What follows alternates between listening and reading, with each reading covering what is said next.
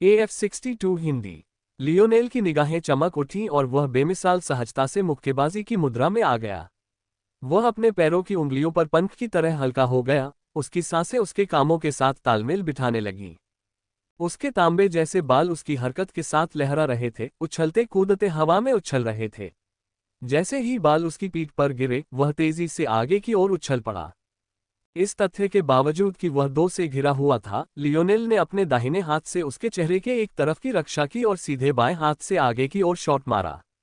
Lionel के दाहिने कूल्हे पर एक जोरदार किक लगी, जबकि बाईं ओर वाला युवक बस उसके सीधे शॉट को रोकने में ही संतुष्ट लग रहा था। गुर्गों के नजरिए से ये जल्दी ही खत्म हो जाता। एक नए खिलाड़ी से निपटने के लिए उनमें से सिर्फ एक ही काफी था। उन्होंने दो भेजने का फैसला सिर्फ इसलिए किया था क्योंकि वहां भीड़ जमा हो रही थी। लियोनेल ने दिखा दिया था कि वह इतना समझदार नहीं है कि जो नहीं बोलना चाहिए उसे न बोले। इसलिए ऐसे लोगों से निपटने के लिए जो डर को नहीं समझते, सबसे अच्छा यही होगा कि उन्हें यही सिखाया जाए। टकराना। किक तेज और जबरदस्त थी। बिना किसी व्यर्थ हरकत के इसने युवक के बल का बखूबी इस्तेमाल किया। यहां तक कि उसके जमे हुए पैर ने भी जमीन में एक घूमता हुआ छेद कर दिया और तेज हवा उसके हमले के निशान के साथ चल रही थी। हालांकि जब उसका पैर वास्तव में लियोनेल के दाहिने हाथ के संपर्क में आया, तो ऐसा लगा जैसे उसने किसी स्टील की दीवार पर लात मारी हो। लियोनेल थोड़ा सिहर उठा, उसे लगा जैसे उसकी टूटी हुई पसलियां टक्कर से हिल रही हों। लेकिन उसका सीधा बायां वार रुका नहीं।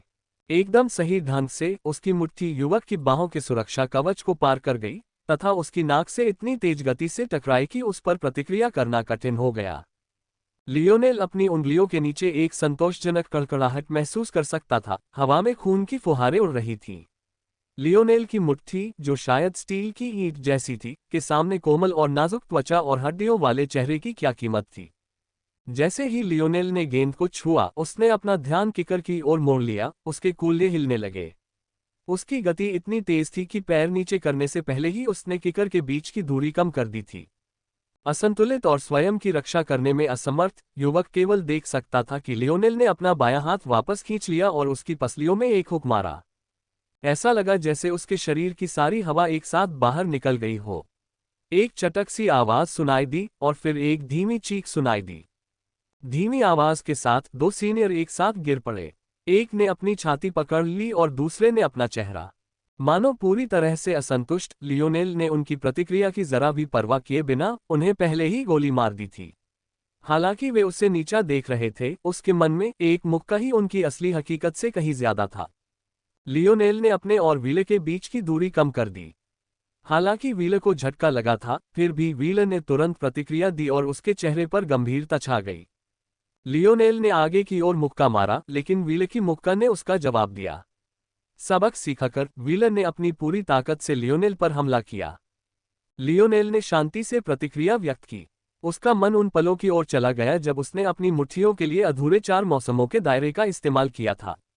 उसने कल्पना की कि कैसे शक्ति उसके चारों ओर प्रवाहित हुई थी, कैसे वह उसके हमलों के साथ पूरी तरह से घुल मिल गई थी, बिना उसके सोचे भी।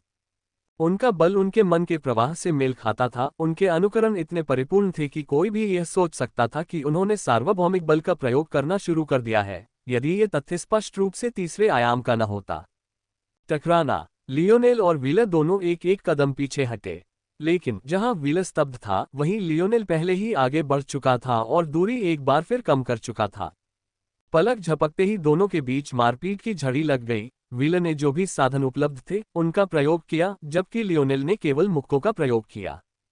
लियोनेल की चालें तेज और केंद्रित थीं। अगर किसी संयोजन को बेअसर करने के लिए उसे बस एक ही मुक्का मारना होता, तो वह ऐसा कर देता। ऐसा लगता था मानो सब कोई कठपुतली युद्ध देख रहे हों, उसकी शैली इतनी बेदाग थी। हालांकि जैसे जैसे लियोनेल का ध्यान और भी केंद्रित होता जा रहा था, व्हीलर को लग रहा था कि उसके हाथ पैर किसी भी पल टूट जाएंगे। लियोनेल से लड़ना बाहर वालों को शायद किसी युद्धक कठपुतली से लड़ने जैसा लग रहा होगा, लेकिन उसे तो बिल्कुल वैसा ही लग रहा था। मानो लियोनेल के अंग ब्रह्मांड की सबसे अनमोल चीजों से बने और गढ़े गए हों। व्हीलर दहाड़ा। ये लड़ाई जितनी लंबी चलेगी, उतने ही ज्यादा लोग इकट्ठा होते जाएंगे और वह उतना ही ज्यादा अपमानित होता जाएगा। सच तो ये था कि उसका चेहरा शायद ही कोई पहचानता था। वह हीरो पीक का एक गौरवशाली चौकीदार से ज्यादा कुछ नहीं था। अफेस्ट्स ने कोई अतिशयोक्ति नहीं की थी जब उसने कहा कि आयना की हैसियत अब झाड़ू लगाने वालों से भी कम हो गई थी। हालांकि यदि यह बहुत अधिक फैल गया तो अधिक साधन संपन्न युवा निश्चित रूप से इसे हीरो पीक से जोड़ने का कोई रास्ता खोज लेंगे। व्हीलर की भुजाओं पर कीलें उगने लगीं, जो इतनी बढ़ गईं कि वे उसकी मुट्ठियों के ऊपर तक पहुंच गईं और उसकी अंगुलियों की रक्षा करने लगीं। हवा में एक मजबूत संक्षारक ऊर्जा तैर रही थी, जो लियोनेल पर टूट पड़ी। व्हीलर के लिए लियोनेल की सुरक्षा व्यवस्था कितनी भी मजबूत क्यों न हो, इससे कोई फर्क नहीं पड़ता था। उसकी विनाशकारी शक्ति के आगे ये सब बेमानी था। हालांकि व्हीलर को यह उम्मीद नहीं थी कि लियोनेल ने भी पूरी ताकत नहीं लगाई थी। जैसे ही ऐसा लगा कि व्हीलर अब और अपमानित नहीं होना चाहता, लियोनेल की पीठ पर एक पल के लिए मानो सुनहरे पंख दिखाई देने लगे। यह इतना क्षणिक था कि भीड़ के ज्यादातर लोगों को इसकी भनक तक नहीं लगी। उसकी हथेली के एक झटके से एक भाला प्रकट हुआ। लकड़ी का डंडा होने के बावजूद ये बेस्वाद था। अगर इसके डंडे पर पंख न बंधे होते तो इसका कोई भी चरित्र नहीं होता। यह कोई और नहीं बल्कि आदिम महिला का भाला था। व्हीलर का शरीर अकड़ गया, क्योंकि उसे अचानक ऐसा महसूस हुआ कि कोई नुकीली चीज उसके पैर में चुभ रही है। कुछ क्षण रुकने के बाद वह दर्द से कराह उठा, लड़खड़ाकर घुटनों के बल गिर पड़ा। लियोनेल की भेदी चाल बहुत तेज थी, बहुत तेज। इससे पहले कि कोई कुछ कर पाता, व्हीलर के चारों अंग बेकार हो गए। वह 3 बेहोश पड़े वरिष्ठों के बीच खड़ा था, उसके चेहरे पर कोई भाव नहीं था। लियोनेल ने अपनी कलाई मोड़ते हुए भाला निकाला। खून की बूंदें जो बची थीं, बाहर की ओर छिटक गईं। भाला बेदाग हो गया और जानबूझकर या संयोग से उसके सामने कराहते तीनों पर जा गिरा। इनकॉथ, इरोलाना और बाल्थॉर्न को समझ नहीं आ रहा था कि ऐसे दृश्य पर कैसे प्रतिक्रिया दें। वे खुद को दूर रखने की सोच रहे थे, लेकिन लियोनेल ने इतनी जल्दी प्रतिक्रिया दी कि वे किसी तरह उसकी पीठ के पीछे ही खड़े रहे। उनकी नज़र बाकी सभी से कहीं बेहतर थी, लेकिन ठीक इसी वजह से उन्हें यकीन ही नहीं हो रहा था कि उन्होंने अभी अभी क्या देखा था।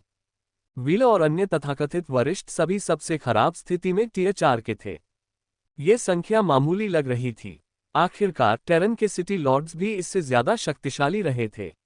उनकी औसत ताकत लगभग टियर 6 रही होगी, जबकि उनमें से सबसे शक्तिशाली, जैसे सिटी लॉर्ड व्हाइट, टियर 7 के थे।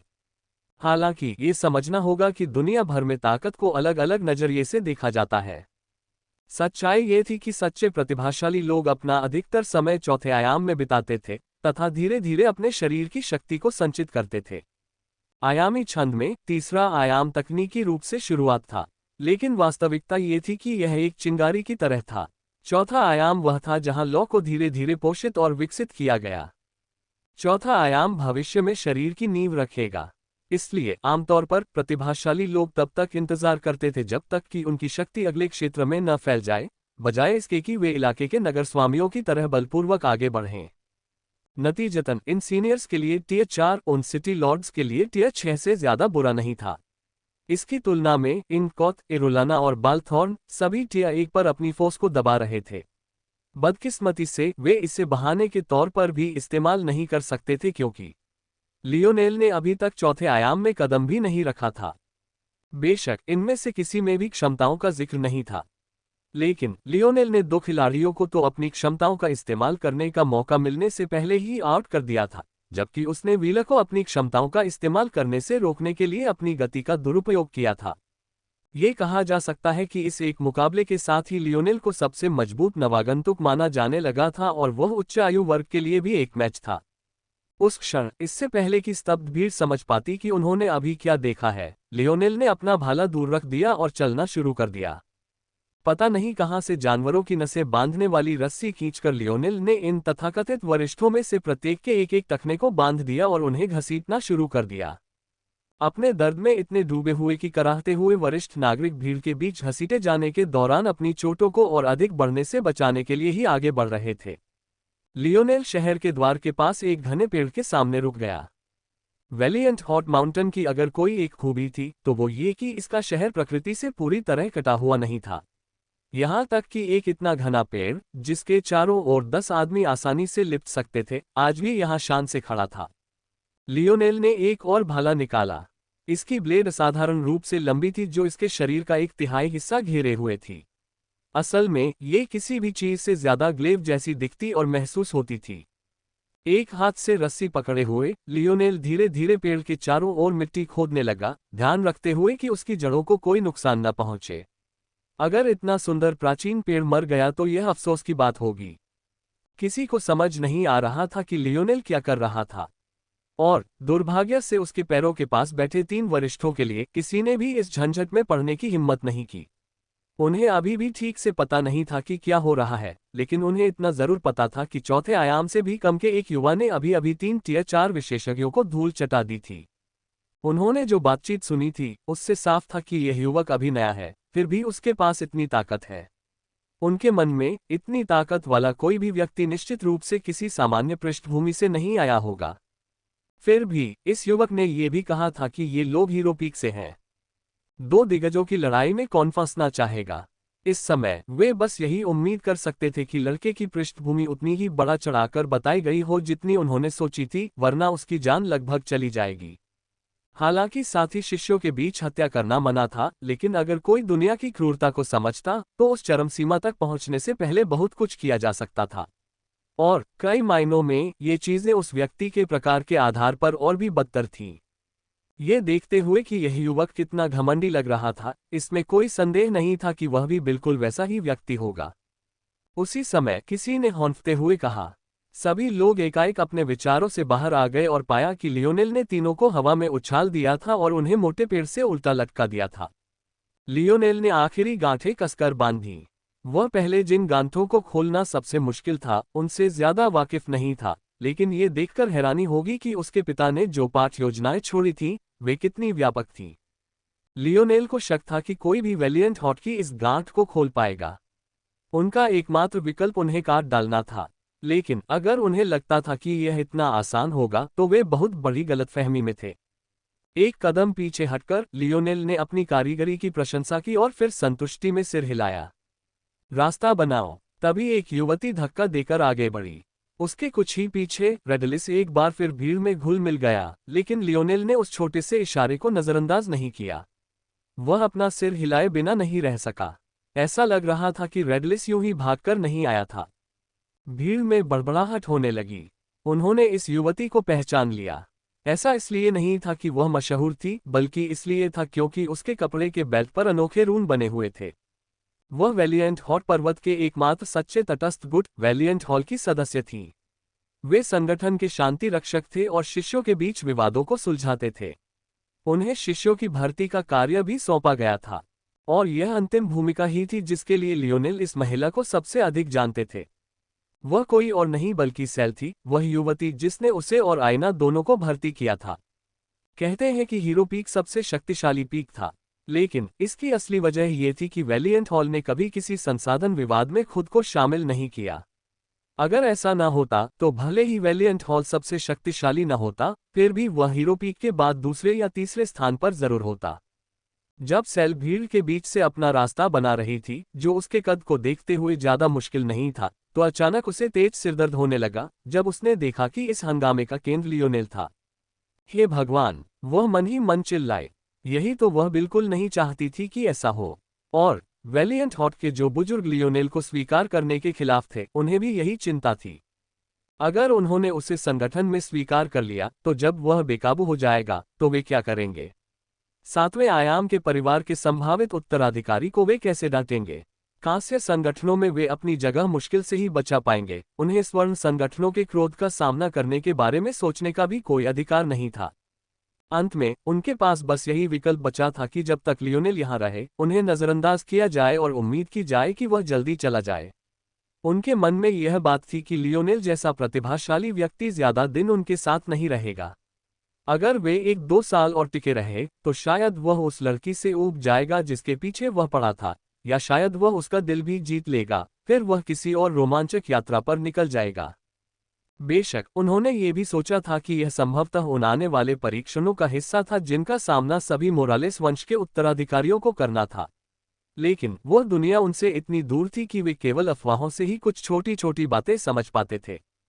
हालांकि सेल का मानना था कि यह सच है, लेकिन अधिक जानकार बुजुर्गों से बात करने के बाद उसे एहसास हुआ कि उसके पिछले दावे कितने हास्यास्पद थे। एकमात्र 5वें आयाम के संगठन के रूप में उनके लिए ऐसे युद्ध में कदम रखने का कोई मौका नहीं था। अगर वे ऐसा करते तो वे केवल मौत को न्योता देते। आखिरकार यही फैसला लिया गया। वे लियोनेल की उपेक्षा करेंगे। वे उससे मदद नहीं मांगेंगे क्योंकि वे अच्छी तरह जानते थे कि वह उनकी मदद नहीं कर सकता। इस निर्णय के परिणामस्वरूप लियोनेल की वर्तमान स्थिति उत्पन्न हुई। सेल के अलावा उस दिन उसके साथ आए 2 वैलिएंट हॉल के सदस्य तथा वैलिएंट हॉट के सर्वोच्च स्तर के सदस्यों के अलावा लियोनेल की असली पहचान के बारे में किसी को भी जानकारी नहीं थी।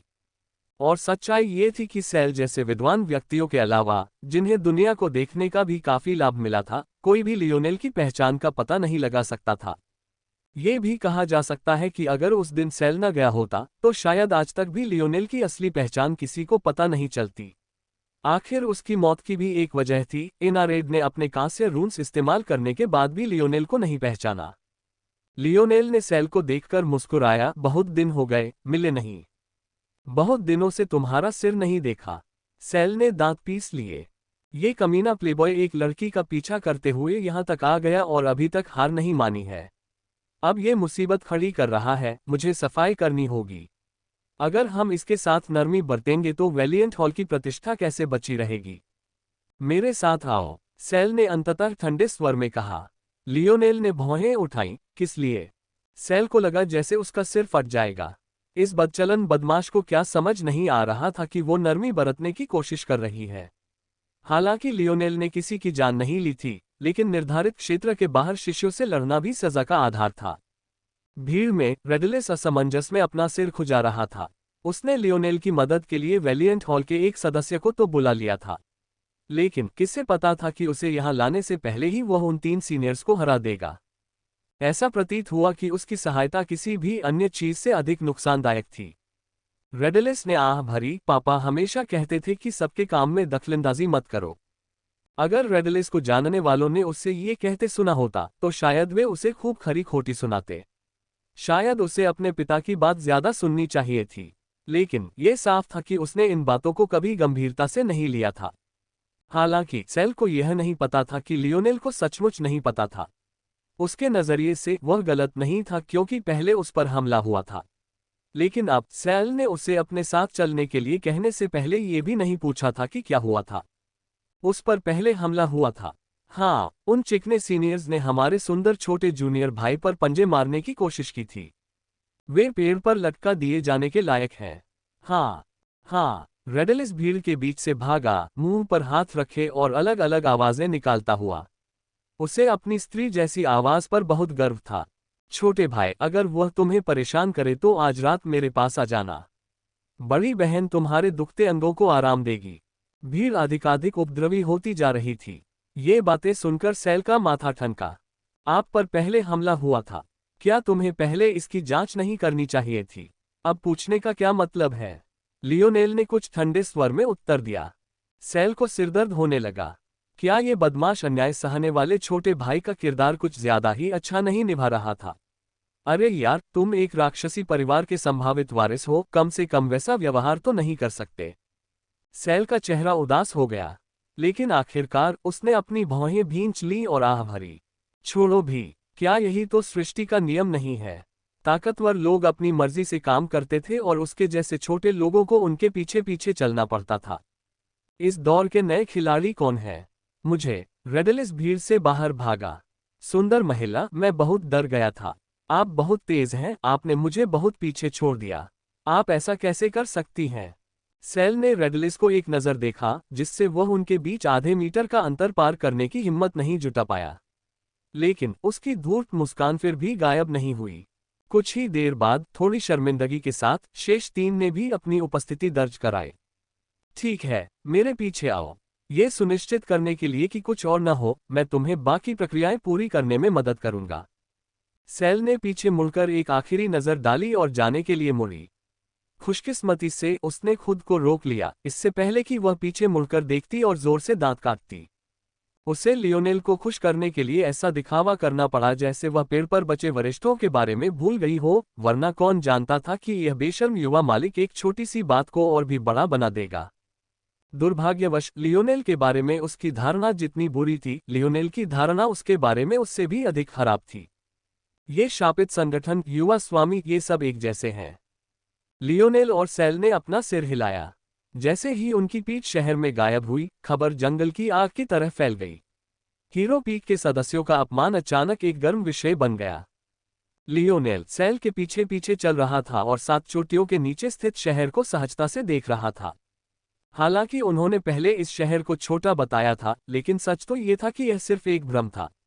आसपास की प्राकृतिक छटा के कारण ये शहर काफी अनोखा लग रहा था। लेकिन 7 अलग अलग चोटियों की तलहटी में बसे किसी शहर के आकार को समझाने की जरूरत नहीं थी।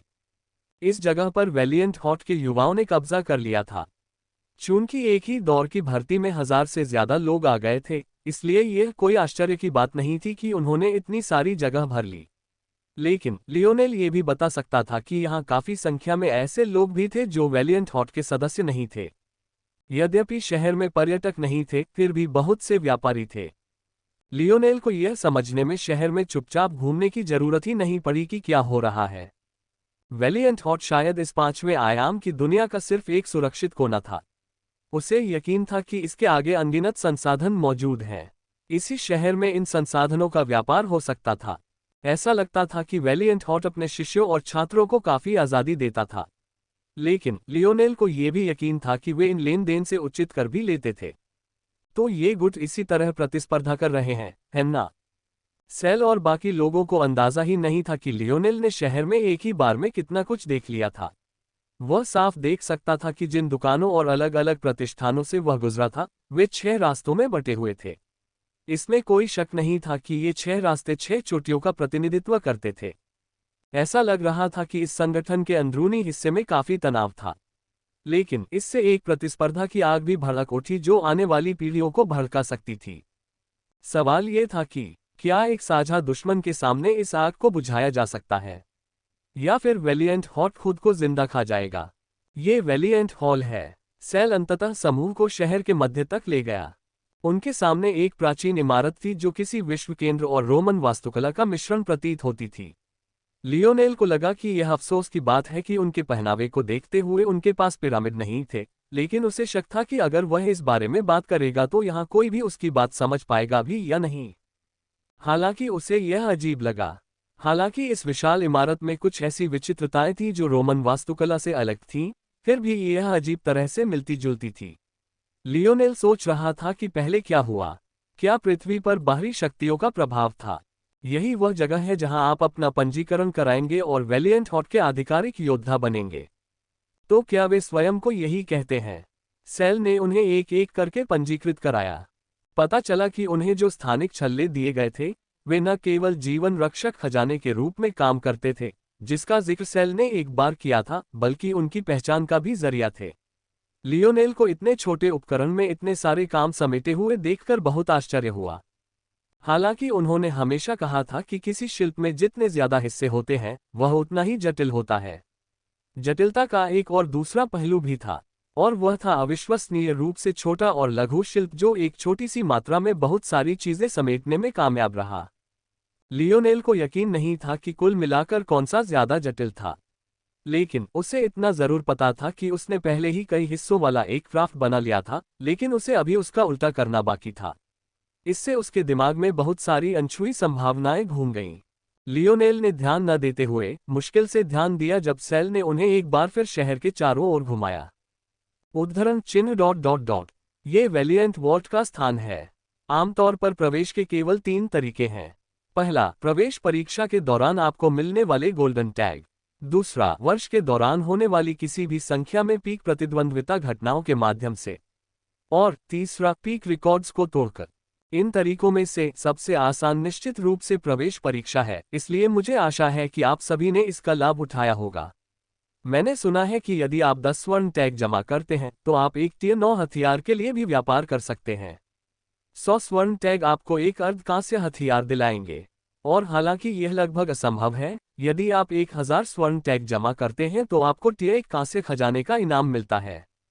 सेल ने सोचा कि उसके शब्द समूह को उत्साहित कर देंगे, लेकिन जब उसने पीछे मुड़कर देखा तो उसने देखा कि वे सभी अजीब चेहरों के साथ लियोनेल की ओर देख रहे थे। उद्धरण चिन्ह ...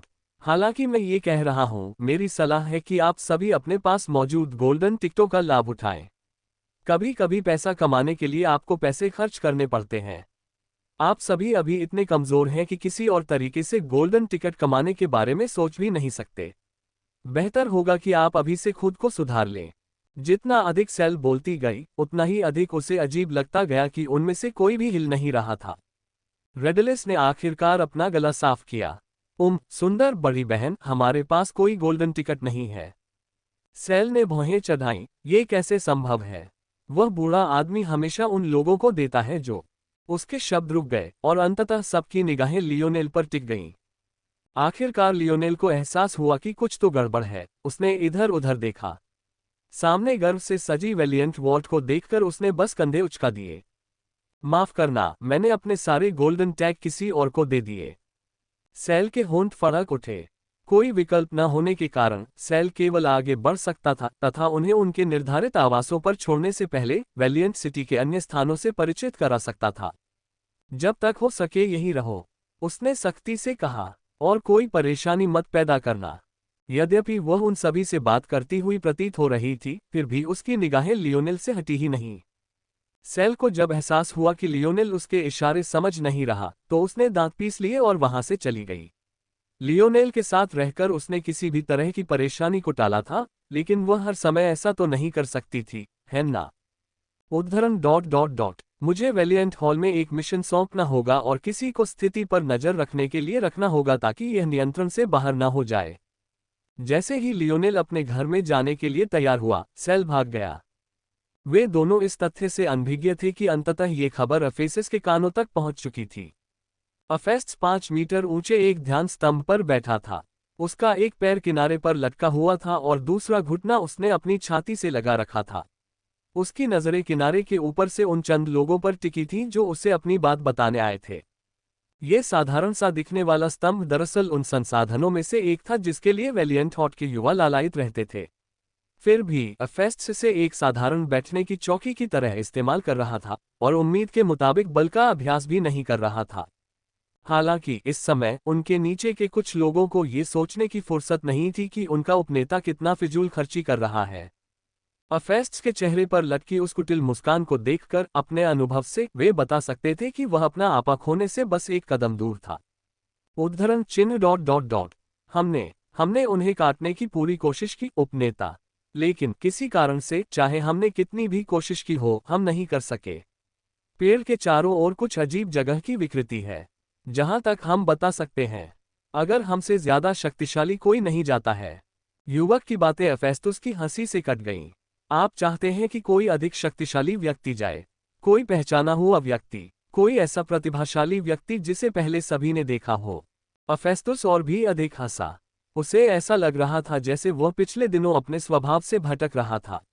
अक्सर इंसान कुछ ऐसा करने के जाल में फंस जाता है जो उसे कभी नहीं करना चाहिए था, लेकिन गलती का एहसास होने पर पीछे हटने के बजाय वह अपनी कोशिशों को दोगुना करने का फैसला करता है, जिससे वह उन कामों के जाल में फंस जाता है जो वह आमतौर पर कभी नहीं करता।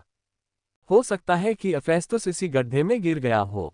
उस पर, एक नए खिलाड़ी पर समय बर्बाद करना, क्या मजाक है? अगर वे उस खतरनाक दौर से गुजरे न होते तो उन्हें व्यक्तिगत रूप से किसी को भर्ती करने के लिए भी नहीं भेजा जाता।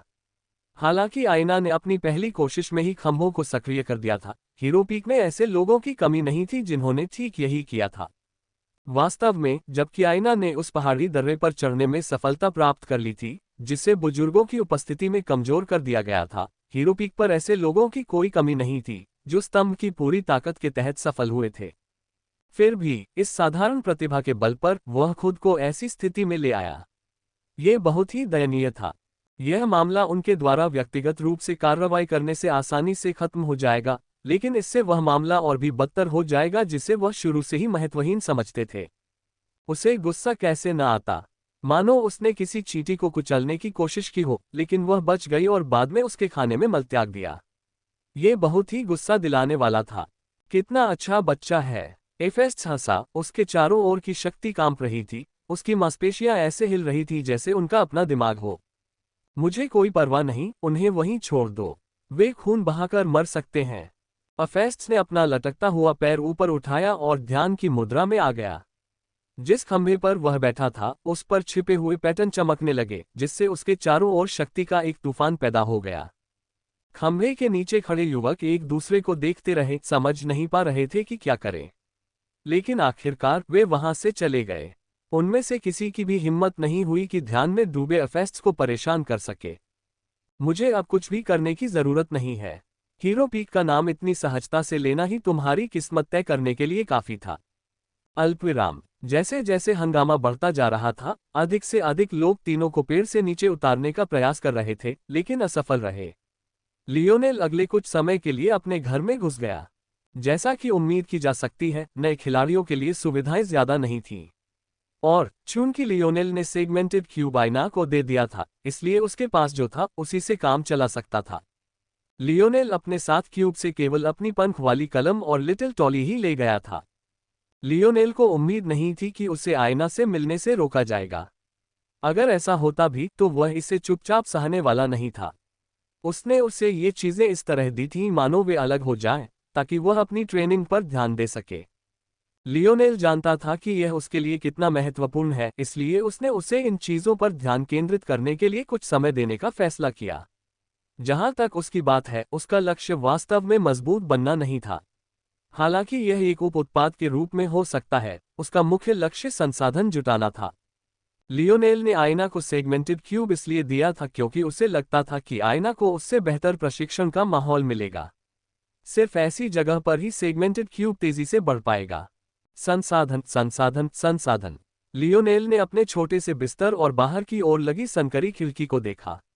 उसे कॉलेज का अनुभव तो नहीं मिला था, लेकिन उसे लग रहा था कि यह इससे ज्यादा अलग नहीं होगा। हालांकि 5 स्टार क्वार्टरबैक के तौर पर उसकी सुविधाएं शायद बेहतर होती। मुझे लगता है कि सबसे पहले मुझे अपने आप को ठीक करने पर ध्यान केंद्रित करना चाहिए। लियोनेल ने फैसला किया। वह इस तरह इधर उधर भागता नहीं रह सकता था। ऐसा लगता था कि उसकी सबसे बुरी चोट उसकी टूटी हुई पसलियां थीं, लेकिन सच्चाई ये थी कि उसके जले हुए आंतरिक अंग इस बारे में कुछ कह रहे थे।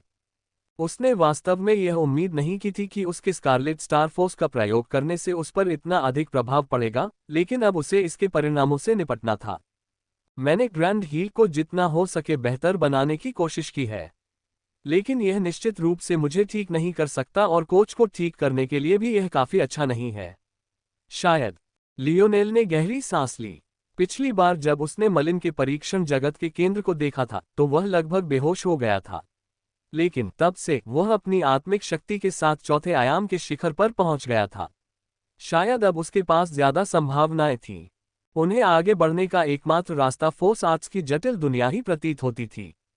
लियोनेल ने अपने छोटे से कमरे की सुरक्षा को मजबूत करने तथा बाहरी विकर्षणों से बचने के लिए अनेक मंत्रों का प्रयोग करना शुरू कर दिया। उसे इस बात का जरा भी अंदाजा नहीं था कि उसे किस तरह का आश्चर्य होगा। और उससे भी बुरी बात यह थी कि उसे इस बात का जरा भी अंदाजा नहीं था कि उसके अचानक गायब हो जाने से किस तरह का हंगामा मच जाएगा। लियोनेल ने अपने स्थानिक वलय से एक विशेष स्नोग्लोब निकाला तथा कुछ देर तक उसकी सतह को देखता रहा। वह तुरंत समझ गया कि इसमें कुछ परिवर्तन हुआ है, लेकिन वह ठीक नहीं बता सका कि वह परिवर्तन क्या था। इस खास स्नोग्लोब ने लैब सेटिंग में शेल्फ पर काफी समय बिताया था, और लियोनेल को यह नहीं पता था कि इसमें यह बदलाव बहुत पहले, बल्कि 6 महीने से भी ज्यादा पहले आ चुका था। हालांकि अपनी सावधानी के चलते लियोनेल ने इससे जुड़ी किसी भी चीज से दूरी बनाए रखी और दूसरी चीजों पर ध्यान केंद्रित करना चुना। अतीत में लियोनेल शायद लापरवाही से आगे बढ़ने का फैसला कर लेता, लेकिन थोड़ी सावधानी बरतते हुए उसने वह एकमात्र औजार निकाला जिस पर वह लगातार भरोसा कर सकता था। उसके मन के एक हिस्से को लग रहा था कि वह शब्दकोश पर कुछ ज्यादा ही निर्भर हो गया है। हालांकि कम से कम अभी तो उसे यह बात जोर देने लायक नहीं लगी। क्या मेरे लिए इस बलकला का पालन करना सुरक्षित है? कुछ समय तक इस बात को लेकर अनिश्चित रहने के बाद कि इस मामले को कैसे निपटा जाए, इस तथ्य के बावजूद कि उसकी सहज प्रवृत्ति उसे हर तरफ से चिल्ला रही थी, लियोनेल ने सबसे तार्किक प्रश्न पर निर्णय लिया। गुनगुनाहट। सीड को जवाब देते हुए कहा कि यह पूरी तरह सुरक्षित नहीं है। लियोनेल ने आह भरी, एक बार फिर इन अति सरल उत्तरों के साथ। हालांकि लियोनेल ने जितना ज्यादा क्राफ्टिंग के बारे में सीखा, उतना ही उसे एहसास हुआ कि उसके पिता के लिए ऐसी चीज बनाना कितनी बड़ी उपलब्धि थी। अगर शब्दकोश को वर्गीकृत करना होता, तो लियोनेल को पूरा यकीन था कि यह सिल्वर ग्रेड से बाहर है। लियोनेल का ज्यादा जटिल उत्तरों की अपेक्षा करना इस शब्दकोश से अपनी ही बुद्धि को जन्म देने की कामना करने जैसा था। लेकिन उस समय ये शब्दकोश न केवल एक खजाना होगा, बल्कि संभवतः इसे अपने ही जीवन रूप में वर्गीकृत किया जा सकेगा। ऐसी बात लियोनेल की समझ से बहुत परे होगी और संभवतः गोल्ड ग्रेड खजाने से भी परे होगी। एक क्षण सोचने के बाद लियोनेल ने दूसरा प्रश्न पूछा, वास्तव में असुरक्षित क्या है? गुनगुनाहट। बल नियम कलाओं के अवलोकन के लिए मानसिक दृढ़ता और गणना क्षमता का मजबूत आधार आवश्यक है। जब तक आप अपने मन को सुदृढ़ करना शुरू नहीं कर देते, तब तक इस बल नियम कला का अवलोकन करना उचित नहीं है। बल कानून कला। लियोनेल को जिज्ञासा हुई। उसने ये शब्द पहली बार सुना था। इसके कुछ हिस्से तो जाने पहचाने थे, लेकिन पूरी तरह से नहीं। ये समझते हुए लियोनेल ने और जवाब जानने की कोशिश की। गुनगुनाहट। बल कला की एक श्रेणी है जिसमें कोई कार्यात्मक क्षमता नहीं होती है, बल्कि यह व्युत्पन्न बल कलाओं के कार्य के लिए कानून निर्धारित करती है। Closing square bracket. परिभाषा सरल थी, लेकिन लियोनेल को लगा जैसे उसके मन में कोई विस्फोट हो गया हो। अगर वह इसका वही अर्थ समझ पाया जो वह सोच रहा था, तो यह एक बहुत बड़ा वरदान था। अपनी सांसों को स्थिर करते हुए लियोनेल ने खुद को शांत किया। वह समझ चुका था कि कैमलॉट जोन का असली इनाम यही होगा। हालांकि उसे अभी भी समझ नहीं आ रहा था कि आखिर ऐसा क्या बदलाव आया था कि उसे अब ऐसा लग रहा था जैसे वह पहले से इतना अलग था। इस बल कानून कला में परिवर्तन का क्या कारण था? गुनगुनाहट तारांकन। बल कानून कला तब तक अधूरी थी जब तक कि जिस पौराणिक क्षेत्र से इसका निर्माण किया गया था, उसे पूरी तरह से साफ नहीं कर दिया गया। Closing square bracket. तभी लियोनेल को आखिरकार समझ आया। उसने सोचा था कि कैमलॉट जोन पूरा करने और प्रेम त्रिकोण को सुझाने का एकमात्र इनाम पृथ्वी का विकास है। लेकिन पता चला कि वह इससे ज्यादा गलत नहीं हो सकता था। बल कानून कला क्या कार्य प्रदान करती है? जब लियोनेल ने कैमलॉट के मंत्रों को बेहतर बनाने की यात्रा शुरू की, तो उसने उनकी बल कलाओं को उनके सबसे सरलतम रूप में विघटित करने की पूरी कोशिश की। उन्हें तोड़कर और फिर से बनाकर वो मंत्रों के निर्माण की प्रक्रिया को कुछ हद तक बेहतर ढंग से समझने में सक्षम हुआ। इसके परिणामस्वरूप वह दो अलग अलग विशेषताओं वाले मंत्रों को एक साथ संयोजित करने में सक्षम हो गया, जैसा कि उसने कठपुतली मास्टर के साथ अपनी लड़ाई के दौरान प्रदर्शित किया। हालांकि अंततः लियोनेल जो सुधार ला पाया वह बहुत ज्यादा नहीं था। हालांकि उसने पीक थर्ड डायमेंशनल मंत्र को फोर्थ डायमेंशनल मंत्र के बराबर शक्ति प्रदर्शित करने की अनुमति दी, लेकिन ये बदलाव इतना सार्थक नहीं था। जब लियोनेल ने अभी सीनियर्स से मुकाबला किया, तो उसने मंत्रों का उपयोग करने पर भी विचार नहीं किया, क्योंकि यह समझौता उसके लिए उपयुक्त नहीं था, इस तथ्य के बावजूद कि उस समय उसका दिमाग ही उसका सबसे शक्तिशाली हिस्सा था। इस बल कानून कला ने आगे बढ़ने का रास्ता दिखाया। खुद आगे बढ़ने के बजाय ऐसा लगा जैसे लियोनेल को डिक्रिप्शन कुंजी थमा दी गई हो। अब कैमलॉट के मंत्रों को नियंत्रित करने वाले नियमों का रहस्य उसके सामने खुल गया और उसे पढ़ना किसी भी अन्य किताब से अलग नहीं था। और इस सब में सबसे अच्छी बात यह थी कि कानून की जड़ स्वयं आयामों द्वारा प्रतिबंधित नहीं थी। इसमें कोई शक नहीं था कि कुछ पौराणिक क्षेत्र दूसरों से ज्यादा मूल्यवान थे। अगर कोई दो क्षेत्रों को पार भी कर ले और दोनों से पूरे इनाम पा ले, तो भी इस बात की कोई गारंटी नहीं थी कि उससे मिलने वाली नई जादू प्रणाली में भी उतनी ही क्षमता होगी।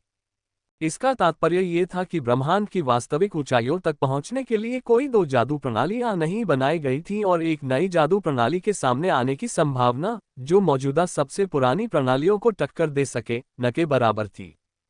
फिर भी इतना सब कुछ कहने के बाद भी यदि कोई एक दुनिया ऐसी जादुई प्रणाली उत्पन्न करने में सक्षम हो जो उसने अपने पहले पौराणिक क्षेत्र से ही उत्पन्न की हो, ये निश्चित रूप से पृथ्वी ही होगी। कैमलॉट की जादुई प्रणाली में वाकई इतनी क्षमता थी या नहीं, ये तो आने वाला समय ही बताएगा। हालांकि लियोनेल को इस बात से कोई फर्क नहीं पड़ता था कि चौथे आयाम के बाद ये बेकार भी हो जाए। वह बस यही चाहता था कि यह अभी काम आए, और भविष्य की बात वह तब उससे निपट सकता था। इन विचारों को पूरा करने के बाद लियोनेल अपने छोटे से बिस्तर पर बैठ गया और अपने मन को बर्फ के गोले में डुबो दिया, अभी भी इस बात से अनजान था कि मुसीबत पहले ही दस्तक दे चुकी थी। लियोनेल को तुरंत ही बहुत दुख हुआ। फोर्स लॉ आर्ट के अस्तित्व को छिपाने के लिए एक ऐसा खजाना जिसके लिए लियोनेल को यकीन था कि दुनियाएं भी युद्ध कर सकती हैं, उसने उसे स्नोग्लोब के भीतर रखने का फैसला किया था। लेकिन उसने ये सोचने का वक्त नहीं निकाला कि ऐसा करने से उसके मन और शरीर का कितना अलगाव होगा। लियोनेल को लगा जैसे समय की उसकी अवधारणा पूरी तरह से नष्ट हो गई हो। हालांकि वह यह मानना चाहता था कि इसका मतलब है कि उसने कोई नया धोखा खोल दिया है, लेकिन वह जानता था कि ऐसा सोचना ठीक नहीं है। शायद यह उसकी स्वप्न शक्ति के प्रति उच्च लगाव का नतीजा था, लेकिन वह मन के भ्रमों को समझने में भी माहिर था। नतीजतन वह बता सकता था कि भले ही उसका मन ऐसा महसूस कर रहा था जैसे समय रुक गया हो, लेकिन उसका शरीर अभी भी उसे वास्तविक समय में अनुभव कर रहा था। इस छोटी सी बात के कारण लियोनेल को फोर्स लॉ आर्ट को देखने के बारे में सोचने से पहले ही 1 घंटे से अधिक समय बर्बाद करना पड़ा। लियोनेल ने तुरंत अपना ध्यान स्नोग्लोब से हटा लिया, उसके माथे पर ठंडा पसीना आ गया। उसे एहसास हुआ कि अगर उसकी स्वप्न शक्ति से गहरी आत्मीयता न होती तो वह जीवन भर स्नोग्लोब में ही फंसा रह सकता था। बेशक बातें इतनी बड़ा चढ़ाकर नहीं कही जा सकती। बस एक भी व्यक्ति उसकी जांच करने आ जाए तो वह जा सकता है। खैर, बशर्ते वह व्यक्ति उसके द्वारा बनाए गए सुरक्षा घेरे को तोड़ने के लिए दृढ़ निश्चयी हो। लेकिन फिर भी ये सोचना डरावना था। वाह, तो ये टाइम फोर्स है। ये पहली बार था जब लियोनेल का सामना टाइम फोर्स से हुआ था और अब उसे वास्तव में समझ में आया कि यह कितना भयावह था। अपने खंडित घन की बाकी चीजों की तरह उसने स्नोग्लोब को भी हल्के में लिया, लेकिन हकीकत ये थी कि उनका मूल्य भी असंभव रूप से ज्यादा था। अगर टाइम फोर्स से लगाव रखने वाला कोई व्यक्ति जानता कि लियोनेल के पास ऐसी चीजें हैं और इतनी बड़ी मात्रा में, तो वह शायद अपनी सारी दौलत सिर्फ एक के लिए गंवाने को तैयार हो जाता। खैर, या फिर वे उसे मारने के लिए पूरी ताकत लगा देते। टाइम फोर्स को काम करते हुए देखने का अवसर मिलना दुर्लभ था। फिर भी ऐसा लगता था कि लियोनेल जब चाहे ऐसा कर सकता था। लियोनेल ने गहरी सांस ली। इस बार उसने अपने मन को मजबूत किया और अचानक आए बदलाव के लिए तैयार था। बर्फ के गोले के अंदर की दुनिया सफेद कोहरे का एक विस्तार थी। कम से कम जब उसमें रखने के लिए कुछ नहीं होता था तो आमतौर पर ऐसा ही होता था। लेकिन अब वहां तैरते हुए सुनहरे प्रतीकों का एक विशाल गोला था। ऐसा लगा जैसे लियोनेल किसी घड़ी की आंतरिक कार्यप्रणाली में प्रवेश कर गया हो। यहां किसी भी रून या प्रतीक में बदलाव से एक श्रृंखलाबद्ध प्रतिक्रिया उत्पन्न होती जो पूरे बल कानून कला में गूंजती रहती। वहां खड़े होकर लियोनेल उसकी सुंदरता पर अचंभित हो गया। उसी समय लियोनेल को अपनी उंगली पर एक छोटी सी चुभन महसूस हुई। 20 मिनट हो गए। इस बार लियोनेल ने लिटिल टॉली को आदेश दिया था कि वह उसे 20 मिनट के अंतराल पर एक छोटी सी चुभन दे। उसे यकीन ही नहीं हो रहा था कि इस बार भले ही वह सतर्क था, फिर भी वह इतना समय इतनी आसानी से कैसे गंवा सकता है। फिर भी अब एक फर्क था। लियोनेल समय के फैलाव की वजह से नहीं, बल्कि फोर्स लॉ आर्ट की खूबसूरती की वजह से भटक गया था। शायद सिर्फ वही कह पाता कि इतनी जटिल प्रणाली सुंदर है, लेकिन लियोनेल ने सचमुच इसे इसी तरह देखा था। अगर वह एक दिन इतना उत्तम यान बना सके, तो वह किस स्तर का होगा। तो इसलिए कैमलॉट आध्यात्मिक लकड़ी को माध्यम के रूप में इस्तेमाल करता है। उफ, आध्यात्मिक लकड़ी कितना बुरा नाम है। चलो इसे जादूगरनी की लकड़ी कहते हैं। रुको, नहीं, ये तो और भी बुरा है। चलो लकड़ी वाले हिस्से को पूरी तरह से हटा देते हैं, ये सब कुछ बर्बाद कर देता है। लियोनेल ने स्पिरिचुअल मीडियम नाम चुना, क्योंकि सिर्फ 20 मिनट के अध्ययन के बाद ही लियोनेल को एहसास हो गया कि इस तथाकथित स्पिरिचुअल मीडियम का वुड होना जरूरी नहीं है। कैमलॉट के मंत्रों का मूल सिद्धांत प्रवर्धन था। जब लियोनेल पहली बार लाइट एलिमेंटल मैज आर्ट सीख रहा था तो वह ये देखकर दंग रह गया कि ये इतनी सरल थी। लेकिन बाद में उसे जल्द ही पता चला कि सरल स्तर ही अपने आप में जटिल मंत्र संरचनाएं बनाते जाते हैं। इसी स्तरीकरण के विस्तार से शक्तिशाली मंत्रों की शक्ति आती थी। एक आध्यात्मिक माध्यम ने कैमलॉट की जादूगरी कला के इस मूलभूत नियम का लाभ उठाया। जादू करते समय उसने प्रत्येक मूल भाग को बढ़ा दिया, जिससे वह समग्र रूप से और भी शक्तिशाली हो गया। लियोनेल को तुरंत एहसास हुआ कि अगर वह सचमुच अपने कोच को ठीक करना चाहता है तो शायद उसे कोई नया उपचार मंत्र अपनाने की जरूरत नहीं है। अगर उसे कोई बेहतरीन आध्यात्मिक माध्यम मिल जाए तो बिना एक भी नया मंत्र सीखे उसकी ताकत 10 गुना बढ़ सकती है। जहां तक आध्यात्मिक माध्यम के रूप में इस्तेमाल किए जाने की बात है, लियोनेल को एहसास हुआ कि उच्च आत्मिक शक्ति अनुकूलता वाली कोई भी चीज काम कर सकती है। कैमलॉट ने जिन पेड़ों से अपनी छड़ियां बनाई, उनका इतना अच्छा काम करने का कारण ये था कि वे एक विशेष प्रजाति के थे जो सामान्य शक्ति को शुद्ध करने में सक्षम थे। इस वजह से वे आत्मिक शक्ति के लिए अच्छे आउटलेट बन गए, जो वास्तव में ऐसा ही था। मेरे पास कोई भी आध्यात्मिक माध्यम इतना शक्तिशाली नहीं है और मैं अपने साथ कोई छड़ी भी नहीं रखना चाहता। शायद यह उसके अंदर की किशोरावस्था की बेचैनी थी, लेकिन लियोनेल का गैंडाल्फ की तरह इधर उधर भागने का कोई इरादा नहीं था। लियोनेल जो समझ पाया, उसके अनुसार छड़ी का स्वरूप बस परिस्थितियों का परिणाम था। लकड़ी काम करने के लिए बिल्कुल भी आसान सामग्री नहीं थी और आध्यात्मिक वृक्ष पर बहुत ज्यादा प्रतिबंध लगाने से वह अपने काम करना बंद कर देता। लेकिन यदि लियोनेल ने कोई बेहतर आध्यात्मिक माध्यम चुना तो वह उसे अपनी इच्छानुसार ढाल सकता था। लियोनेल ने मन ही मन सिर हिलाया, लेकिन फिलहाल उसने इस विचार पर अमल नहीं किया। उसे जिस आध्यात्मिक माध्यम की जरूरत थी वह चौथे आयाम में उच्च श्रेणी का होना चाहिए था। इस स्थान से ऐसा संसाधन प्राप्त करने के लिए उसे शक्ति की आवश्यकता होगी, और इसी वजह से उसे एक बार फिर खुद को ठीक करने की जरूरत महसूस हुई। लियोनेल ने अपना ध्यान पुनः बल कानून कला की विशाल आंतरिक कार्यप्रणाली की ओर लगाया। सिर्फ 20 मिनट में उसे इतनी बड़ी सफलता मिल गई। हालांकि यह बात बेमानी और बहुत छोटी लग रही थी, लेकिन ये सोचना जरूरी था कि कैमलॉट को आध्यात्मिक माध्यम के फायदों को समझने में कितना समय लगा होगा। इतिहास में ऐसी कई खोजें हुई जो तुच्छ लगती थीं, लेकिन अचानक वे तुच्छ नहीं रहीं। अल्पविराम। लियोनेल के छात्रावास जैसे कमरे के बाहर हंगामा बढ़ता ही जा रहा था। एक युवक कई लोगों के बीच खड़ा था। उसका चेहरा थकान से लाल हो गया था और उसका मुंह इतना खुला हुआ था कि उसमें 2 मुट्ठियां समा सकती थीं। वह कुछ हद तक हास्यास्पद लग रहा था, लेकिन इसके परिणामस्वरूप जो तेज आवाज निकली, उसने पहले से ही कई घंटों तक नए छात्रों के घरों को हिलाकर रख दिया था। उद्धरण चिन्ह ... नए वर्ग के कायर, आओ अपनी सजा मांगो। इस दहाड़ते हुए नौजवान के चारों ओर 6 लोगों का एक समूह था, लेकिन उनके गले में पहने जाने वाले कपड़ों पर लगे प्रतीक चिन्ह को देखकर सभी को पता चल गया कि वे हीरोपीक से आए हैं। ऐसा लगता है कि कायरता उसके लिए पर्याप्त अपमान नहीं है। प्लान बी से शुरुआत करो, युवकों में से एक ने स्पष्ट रूप से कहा। वाला युवक ये शब्द सुनकर सकपका गया।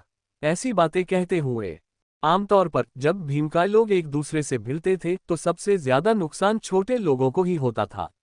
वो तो बस नया नया छात्र था, लियोनेल से कुछ अलग नहीं। फिर भी क्योंकि वह सचमुच बहुत बड़ा मुंहफट था, इसलिए उसकी यह हालत हो गई। सच तो यह है कि वह उस समूह में शामिल था जिसने उस दौरान लियोनेल और आयना को घेर रखा था, लेकिन जाहिर सी बात है कि वह दोनों पर हाथ नहीं डाल पाया था। नतीजतन वह अपनी भड़ास उन कुछ खुले बारों में से एक में निकाल पड़ा जहां नए छात्र आराम से जा सकते थे, और संयोग से उसकी बातें सुन ली गईं। एक बार फिर अपने बड़बोलेपन की वजह से अब वह पिछले कई घंटों से यहाँ खड़ा खड़ा गालियां बक रहा था। अब तक उसका गला सूख चुका था और जीभ भारी हो गई थी। उसे पानी की सख्त जरूरत थी, लेकिन वह इन बुजुर्गों से मदद मांगने से भी डर रहा था। वह उनकी तरफ देखने की भी हिम्मत नहीं जुटा पा रहा था। समय समय पर वह अपने साथी नए छात्र की ओर विनती भरी निगाहें डालता, लेकिन वे केवल क्रोध से भरी निगाहें ही लौटाते। आखिरकार ये नए छात्रों के रहने के क्वार्टर थे। विडंबना यह है कि लियोनेल, जिसे वे सबसे ज्यादा परेशान करना चाहते थे, शायद अकेला ऐसा व्यक्ति था जो इस घटनाक्रम से बेपरवाह था।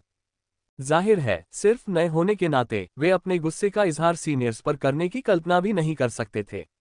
अगर इनकॉद जैसे लोगों को भी इन युवाओं के साथ सावधानी से पेश आना पड़ता है, तो फिर वे कौन होते जो उन युवाओं के साथ कुछ अलग करते जो उनके बराबर भी नहीं थे। नतीजा ये हुआ कि सबका गुस्सा अपने साथी नए छात्रों पर भड़क उठा। आखिर उसे इतना बड़ा मुंह क्यों बनाना पड़ा? उस युवक को थेट्रिस के नाम से जाना जाता था, लेकिन इस समय वह बस इसी बात से खुश था कि बहुत कम लोग इस नाम से वाकिफ थे। वह सचमुच आंसू बहाना चाहता था, लेकिन वह इसे सहन नहीं कर सका। मुझे बस मास्क पहनना होगा और अपनी आवाज बदलनी होगी जब तक कि यह सब खत्म न हो जाए। गहरी सांस लेते हुए और नमकीन तरल की धार को रोकते हुए थेट्रिस एक बार फिर चिल्लाने लगी। मैंने सुना है तुम्हारा नाम लियोनेल है। ये बहुत बुरा है कि तुम इतने डरपोक थे कि हमें खुद नहीं बताया, इसलिए हमें तुम्हारी माँ को फोन करना पड़ा। चिंता मत करो, हमने उनके साथ अच्छा समय बिताया। और क्या सोचो, हमने उन्हें अपना बेटा बेचने के लिए कैसे मजबूर किया। नए विद्यार्थियों के क्वार्टर में सन्नाटा छा गया। थेट्रिस के माथे पर पसीने की बूंदें टपक पड़ीं। उसे सचमुच लगा कि कोई भी आदमी अपनी माँ के बारे में ऐसी बातें कहने की इजाजत नहीं देगा। अगर लियोनेल पहले भी उसे नजरअंदाज कर रहा था, तो अब वह आगे भी ऐसा नहीं कर पाएगा, ये समझ से परे था। नए विद्यार्थियों के क्वार्टरों में जो भयानक सन्नाटा छाया हुआ था, वह तूफान से पहले की शांति जैसा लग रहा था। लेकिन 2 मिनट से अधिक समय बीत जाने के बाद भी नए क्वार्टर से कोई हलचल नहीं हुई। बगल में खड़े युवक ने थिएटर्स को एक और इशारा दिया। चूंकि पहला इशारा काफी नहीं था, इसलिए वे सीधे खरगोश के बिल में उतर जाएंगे। वह देखना चाहता था कि क्या ये लियोनेल सचमुच उसके नाम पर कीचड़ उछालने के बाद बाहर निकलने की हिम्मत नहीं करेगा। लेखक का नोट, निष्पक्ष चेतावनी। मैं इनके साथ थोड़ा रचनात्मक हो गया। मुझे लगता है कि मुझे एक चिकित्सक से मिलना चाहिए। उद्धरण चिन्ह ... एक आदमी जो अपनी मां के नाम की रक्षा के लिए आगे नहीं आता। आह, मैं समझ गया। जब तुम गर्भवती हो रही थी तो तुम्हारे बूढ़े आदमी ने अपना लिंग हाथ में लिया हुआ था। वह बिस्तर के किनारे झुका हुआ था और उसके चेहरे पर पसीना बह रहा था। वह शर्त लगा रहा था कि तुम्हारी वेश्या मां के गिरोह के कौन से लोग तुम्हारा पिता बनेंगे। अल्पविराम। उद्धरण चिन्ह ... मैंने ये भी सुना है कि तुम्हारी मां ने तुम्हें गंदगी के ढेर के साथ जन्म दिया था। वह इतनी नशे में थी कि उसे पता ही नहीं चला कि तुम कचरे के किस ढेर में हो। कौन जाने कि प्रसव पीड़ा शुरू होने से पहले तक वह क्या कर रही थी। अल्पविराम। उद्धरण चिन्ह ... अपनी छोटी गर्लफ्रेंड की चिंता मत करो। हीरो पीक पर हमारे पास असली मर्द है, उसे तुम्हारी मां जैसा इलाज मिल रहा है और भी बहुत कुछ। जब तुम उसे अगली बार देखोगे तो उसे तुम्हारा नाम भी याद नहीं रहेगा। उसकी शब्दावली सिमट कर हाँ पापा और तुरंत पापा तक सिमट जाएगी। अल्पविराम। थिएटर्स के अपमानों की बौछार और भी बदतर होती जा रही थी। कोई कसर नहीं छोड़ी गई थी। यह एक तरह से तेजी से इकट्ठा किया गया संग्रह था जो सबसे घटिया किस्म के दौजिन में ही मिलने की उम्मीद की जा सकती थी। ये सुनना वाकई खौफनाक था। नए छात्रों के क्वार्टर में आए युवा अपनी सीमाएं जानते थे। वे पूरे शहर में हंगामा मचाने की हिम्मत नहीं जुटा पा रहे थे, वरना वे उन लोगों को परेशान कर रहे होते जिन्हें वे परेशान नहीं कर सकते थे। इसलिए थिएटर्स की आवाज नए छात्रों के लिए निर्धारित कुछ किलोमीटर लंबी पट्टी तक ही सीमित थी, लेकिन इससे खबर जंगल की आग की तरह फैलने से नहीं रुकी, खासकर जब इतने समय बाद भी लियोनेल की तरफ से कोई हलचल नहीं हुई। थोड़ी दूर एक इमारत पर वैलियंट हॉल का प्रतीक चिन्ह पहने एक युवक बैठा था, आधा उबा हुआ आधा हंसता हुआ भाव लिए। वह सेल की मर्जी से लियोनेल की रक्षा करने आया था, लेकिन उसे उम्मीद नहीं थी कि यह बदमाश इतना डरपोक होगा। आया, जितने भी हीरो पीक सदस्यों का ध्यान तुम्हें आकर्षित करना था, उनमें से तुम्हें उस क्रूर कमीने का ही ध्यान आकर्षित करना था। गेरसन नाम से जाने जाने वाले युवक ने थिएटर्स के पास खड़े उस युवक की पीठ की ओर देखा जो उसे बार बार आदेश दे रहा था। यहां तक कि पीछे से देखने पर भी वह एक छटपटाते हुए सांप जैसा प्रतीत होता था जो झपटने के लिए तैयार था। वह केवल 3 वर्षों से वैलियंट हॉट में थे, फिर भी उन्हें पहले ही सफेद बेल्ट में पदोन्नत किया जा चुका था और वे नीले बेल्ट की श्रेणी में प्रवेश करने से केवल एक कदम दूर थे। दुर्भाग्य से उसकी ताकत सिर्फ एक पहलू थी। असल में वह अयस्कों का राजा होने के लिए जाना जाता था। वह एक व्यापारिक चतुर व्यक्ति था जो अपनी हद दर्जे की दुष्ट व्यापारिक प्रथाओं के कारण लगभग ढेर सारी संपत्ति जमा करता था। लियोनेल को इस तरह निशाना बनाना वाकई बदकिस्मती की बात थी। ऐसा लग रहा था कि अयस्कों का राजा सारियत लियोनेल को ब्लू बेल्ट में अपनी पदोन्नति आसान बनाने के लिए एक सीढ़ी की तरह इस्तेमाल कर रहा था। छी, सच में बदकिस्मती है, लेकिन इसका मुझसे क्या लेना देना। गेरसन छत पर पीछे की ओर झुक गया, उसने अपनी आंखें आधी बंद कर लीं। लियोनेल को जरा भी अंदाजा नहीं था कि बाहर क्या हो रहा है। भला उसे कैसे पता चलता? अगर इस वक्त कोई उसके दरवाजे पर दस्तक भी दे रहा होता तो भी उसे सुनाई नहीं देता। जितना ज्यादा वह बल नियम कला का अध्ययन करता, उसकी समझ उतनी ही गहरी होती जाती। कभी कभी वह अपने छोटे से कमरे की सुरक्षा व्यवस्था को मजबूत करके विडंबनावश इसकी जांच करता। इससे उसके लिए ये सुनना और भी मुश्किल हो जाता था कि क्या हो रहा है। अगर पूरा फ्रेशमैन क्वार्टर भूकंप की चपेट में आ भी जाए तो भी बहुत मुमकिन था कि लियोनेल को कोई नुकसान न पहुंचे। शायद उसे शुरू में पता भी न चले कि ऐसा कुछ हो रहा है। लियोनेल पूरी तरह से कैमलॉट की जादुई दुनिया में डूब गया। उसने एक के बाद एक नई खोजें की। उसे लगभग ऐसा लगा जैसे वह किसी स्कूली बच्चे की तरह वापस चला गया हो। उसकी सोच में आए तेज बदलावों ने उसे लगभग विस्मय में डाल दिया। तब उसे एहसास हुआ कि वह वास्तव में एक सोच का तरीका बना रहा था।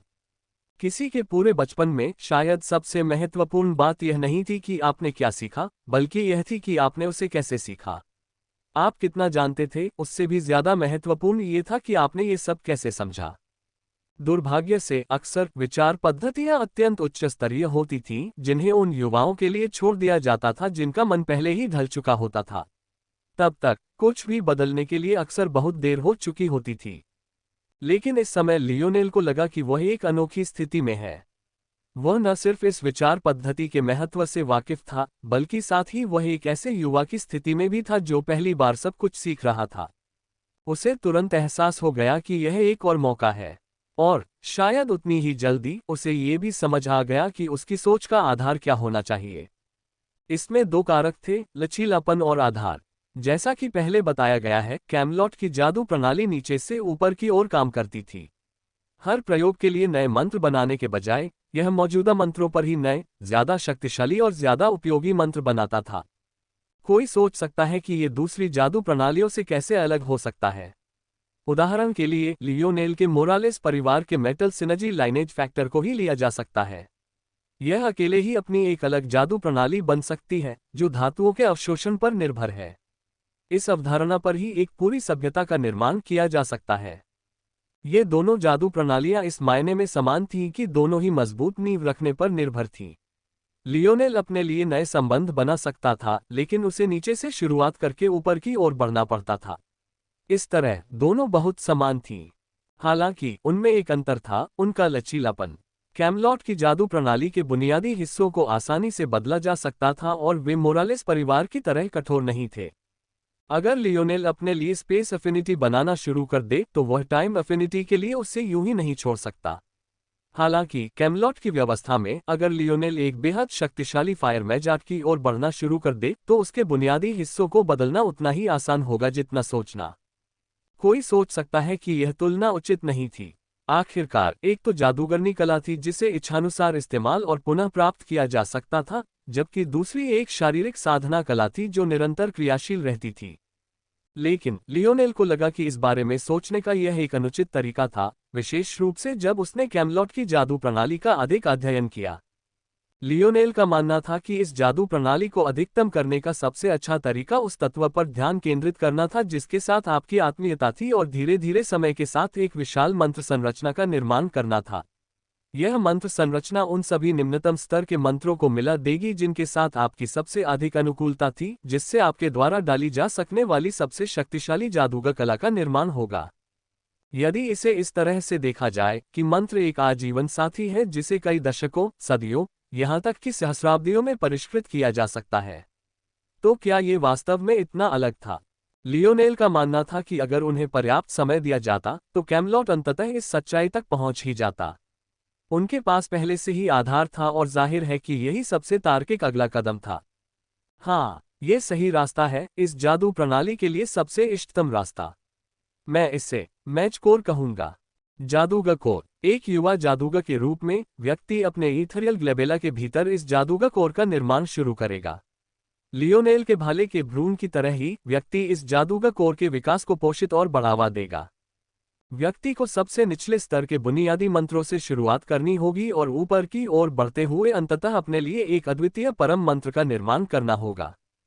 दूसरे घंटे के बाद लियोनेल ने यही मूल विचार तय किया था, लेकिन चौथे घंटे तक पहुंचते पहुंचते यह एक बार फिर विकसित हो गया। आधा दिन बीतने तक इस जादूगर कोर की अवधारणा एक बार फिर बदल चुकी थी। इस बीच फोर्स एलिमेंट्स धीरे धीरे लियोनेल के इथरियल ग्लेबेला के भीतर जम रहे थे। पहले तो यह एक गोलाकार था, लेकिन धीरे धीरे इसमें बदलाव आने लगा, एक तना विकसित हुआ और अंततः इसमें खूबसूरत टिमटिमाते पत्ते आने लगे। जैसे जैसे घंटे और अंततः दिन बीतते गए, लियोनेल के मन में एक खूबसूरत बहुरंगी फूल खिल गया। इसका तना रंगों का भावर था जो अंततः एक नवोदित गुलाब में बदल गया। इसकी एक पंखुड़ी गहरे लाल रंग में टिमटिमा रही थी, जिसकी सतह पर आग की लपटें नाच रही थीं। उसमें एक और पंखुड़ी थी जो पहली नजर में सफेद लग रही थी, लेकिन उसमें हल्का नीला रंग था। वह आसमान के सबसे खूबसूरत तारों की तरह टिमटिमा रही थी। एक और पंखुड़ी चमकती हुई सुनहरी थी। फिर भी भारी धातु के विपरीत ये हवा में लहरा रही थी और सबसे हल्के पंख से भी ज्यादा लचीली लग रही थी। आखिरी पंखुड़ी गहरे काले रंग की थी। उसकी हर हरकत से उसके आसपास की जगह फट जाती और मुड़ जाती। वह कैसे अपनी जगह पर टिकी रही, बिना उस नाजुक फूल को टुकड़े टुकड़े किए, ये कुदरत का कमाल था। लियोनेल को लगा कि इसे अब जादूगर और कहना उचित नहीं होगा। फिर भी उसने इसी पर टिके रहने का फैसला किया, यह न जानते हुए कि यह नवोदित फूल भविष्य में क्या बदलेगा। उस दिन ध्यान में प्रवेश करने के लगभग आधे महीने बाद लियोनेल ने एक लंबी सांस छोड़ी और अपनी आंखें खोली। उसी समय बल का एक भंवर उसकी ओर बढ़ा, जिससे अनजाने में उसकी सुरक्षा टूट गई। ऊपर एक विशाल चक्रवात उत्पन्न हुआ, जिससे नए विद्यार्थियों के क्वार्टरों में उथल पुथल मच गई। लियोनेल का मैच कोर उसके इथरियल ग्लेबेला के भीतर उभरा तथा उसके 3 घूमते तारों के बीच अपना स्थान पाया। अचानक हुए इस बदलाव ने पूरे वैलियंट सिटी को अपनी गिरफ्त में ले लिया। जहां एक समय ये हलचल सिर्फ नए छात्रों के क्वार्टर तक ही सीमित थी, वहीं अब ऐसा लग रहा था मानो वैलियंट हॉट की पूरी शक्ति एक ही क्षेत्र पर केंद्रित हो गई हो। ऐसा एक भी व्यक्ति नहीं था जिसने इस बदलाव को महसूस न किया हो। सबसे कमजोर से लेकर सबसे मजबूत तक सभी एक ही दिशा की ओर देख रहे थे। लियोनेल ने अपने शरीर की ओर देखा, उसे महसूस हुआ कि उसमें शक्ति का संचार हो रहा है। यही है। लियोनेल ने होंठ सिकोड़ लिए। याद रखना होगा कि मलिन की ट्रायल वर्ल्ड का मूल कैमलॉट की पूरी जादुई व्यवस्था पर आधारित था। उस समय क्या सिर्फ जादूगर ही वहां प्रवेश करते थे? जवाब साफ तौर पर नहीं था। तो फिर ऐसा क्यों लग रहा था कि लियोनेल जादूगर के रास्ते पर इतना केंद्रित था, लेकिन शुरू से आखिर तक शूरवीरों के बारे में कुछ नहीं कहा? सच तो यह था कि दोनों के बीच एक पतली सी रेखा थी। कैमलॉट जिस रास्ते को 2 हिस्सों में बांट गया था, वह हमेशा से एक ही था।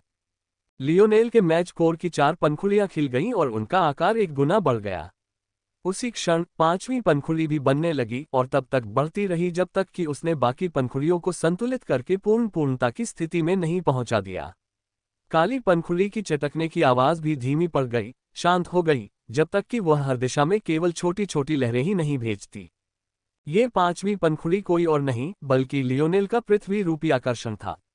इसका रंग बेहद खूबसूरत कांस्य जैसा था और इसकी हर हरकत से हवा में धातु की धार जैसी ध्वनि गूंजती थी। ये लियोनेल के शरीर का उसके जादू के साथ पूरी तरह से मेल खाने की प्रक्रिया थी।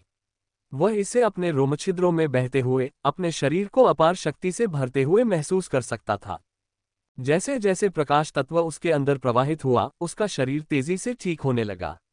जैसे जैसे अग्नि और तारा तत्व उसकी नसों में प्रवाहित हुए, उसे लगा जैसे उसकी अपनी ही लाल तारा शक्ति के विरुद्ध प्रतिरोध शक्ति आसमान छू रही हो।